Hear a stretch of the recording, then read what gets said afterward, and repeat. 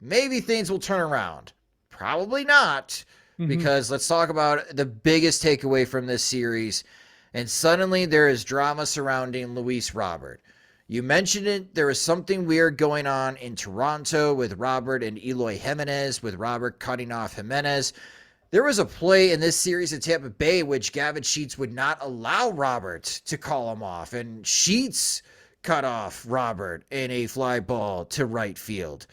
And then on Saturday, Robert hits on the very first pitch of the game a slow roller, and it appears like if he runs full speed, he's going to beat it out for an infield single. He doesn't run it out.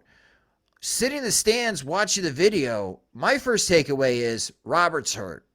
There is something weird here because he really comes off the accelerator as he gets towards first base. There's a lower back, there's a hamstring issue, there's something wrong with Luis Robert. And then in the stands, we hear about it was a managerial decision to bench him.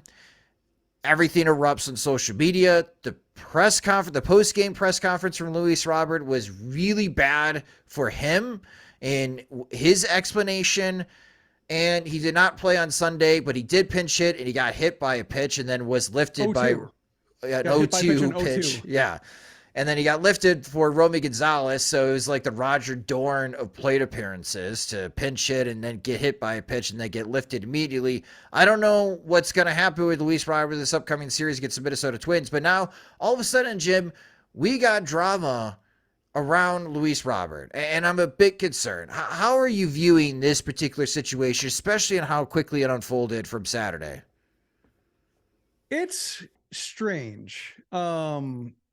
Just because last year with Robert, it was a frustrating year for him. He had some highs, then he had some lows with the vertigo, dizziness, virus, vitamin deficiency, whatever it was. And then the wrist that he gamely tried playing through, although he had no business playing through it. And he was so visibly hurt that it should have never been his call. Like seeing the stubbornness come back with him hiding a hamstring issue, like that doesn't surprise me, watching the way he played through the wrist thing last year. And even though he was letting go of the bat with the wrong hand, saying like, no, I can still play. Like, no, you can't, you cannot. Like, this is kind of like, you are lying to me as you were saying that. And that had good intentions, I think, just wanting to prove that, he's not giving up on this team, but somebody, had to throw in the towel for him this time around.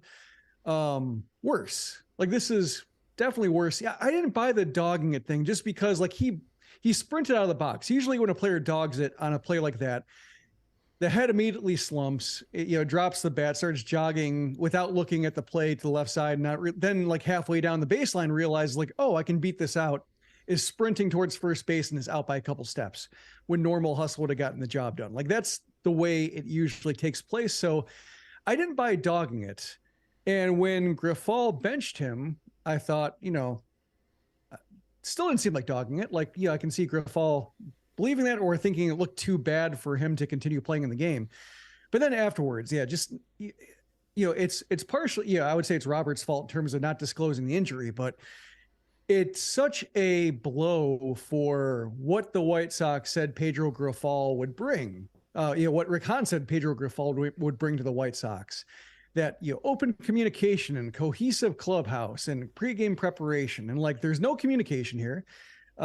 There's no sign that you mentioned in the postgame press conference that Robert didn't seem to know Charlie Montoyo's name, or blanked on a little bit, which is concerning. And then pregame preparation, batting a guy leadoff who is hurt, massively slumping also, but who is has a hamstring issue.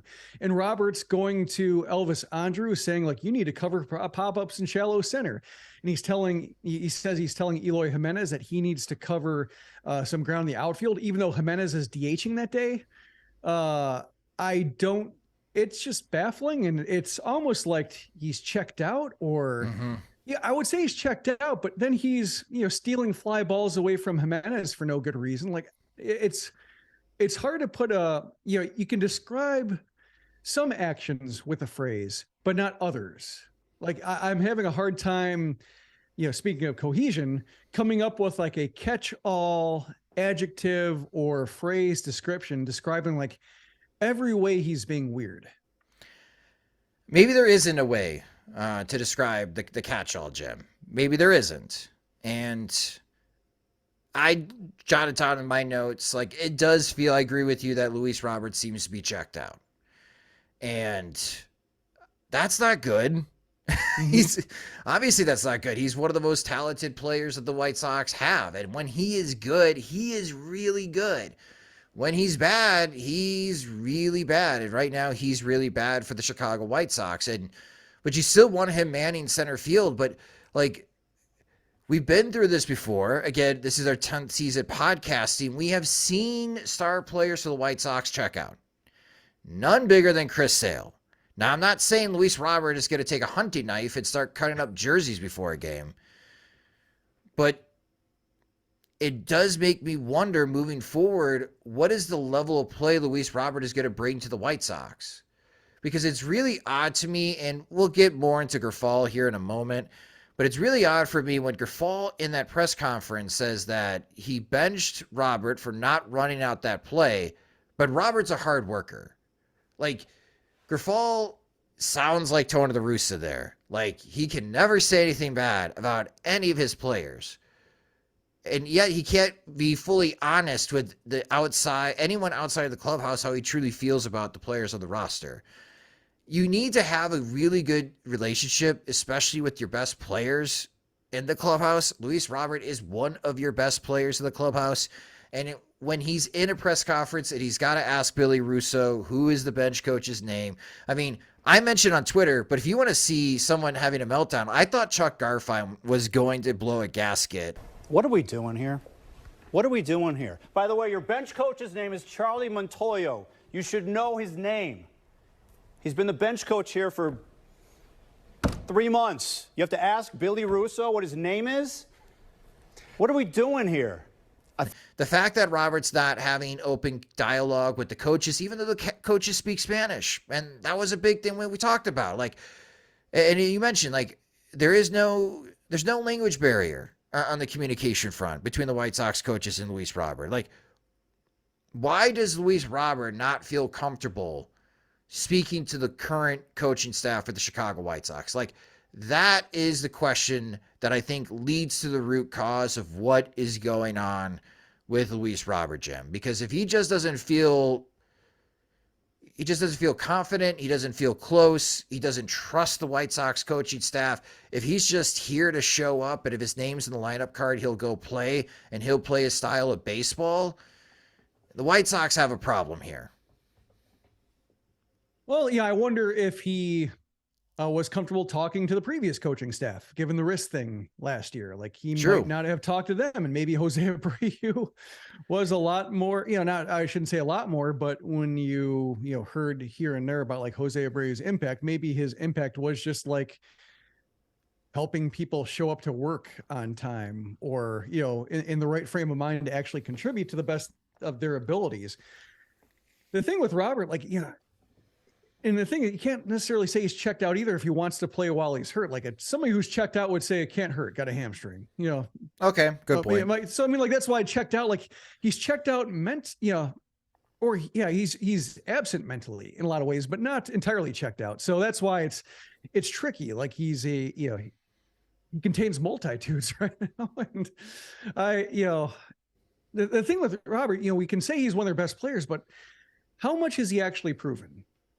Like, in a season like this, he still has a lot to prove, unless getting the payday is really has sated that drive to be, to put it all together, which I don't think is necessarily the case either, because again, he's trying to play Hurts, which somebody who, felt like he could coast wouldn't necessarily do. But yeah, it's a mystery right now. And I was happy to see Hazley step up and contribute, because he, it's been odd. Like, Hazley has never been played, even, with La Russa last year. He was always around, or like when he was around, but like, he barely played. And when he played, he took out Danny Mendick. And I don't think that Hazley is going to be an important contributor, but it's just weird how he's been around and like how no coaches have trusted him. I kind of feel bad for the guy a little bit. So, getting some playing time, actually using that playing time to come up with some big hits and some big moments and maybe allowing Grifol to bench Robert another day without saying like, we're putting our worst lineup in place. That's the problem with like benching Robert outright up until this point with, Jimenez, when he was hurt, Anderson hurt, Moncada hurt, taking out Robert to be punitive just makes your team theoretically worse, especially defensively. If Colas is not hitting and then has to cover center field, makes your team worse. So Robert has to play and Grifol has to play him. But, it feels like Grifol is stuck. And it feels like, listening to his press conferences that he's stuck. And he's trying to be, I referenced it in my post on Sunday morning saying like he doesn't feel like the White Sox real dad right now.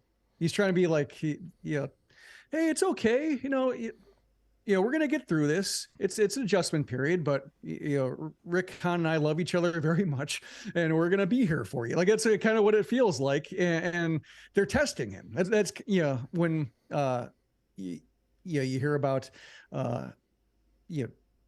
children rejecting parents are trying to test them and see like, let's push this guy's buttons and see if we can get him out. Like that's kind of what it feels like they're doing to him. I don't know why, but it gets to a point where if Robert is lying to Grifol and making Grifol look foolish in a press conference, because Grifol speaks first, he presents his side, and then Robert shows up and basically says, no, I'm lying to him. I lied to him. I don't necessarily show a lot of regret about it.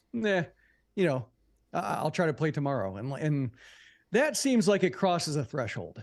And even if it's like, necessarily not that big of a deal, or maybe I'm blowing it up, like it makes Grifol look bad to the fans because now Grifol's been presenting this reality the whole time about how, flushing games and saying that this is better than the White Sox, or these errors we've seen are not the White Sox way of playing, and that, they can turn it around. This doesn't feel like a lost season. And then, he says something about Robert and Robert undermines it. And we're left like, when are you going to tell the truth about what we're seeing here, or say something that's closer to what we're seeing here? And I think with Hazley stepping up and providing at least another day to be in the lineup and sit Robert a bit more if Robert needs to think about it, like finally gives Grifol some recourse to maybe put a foot down a little bit.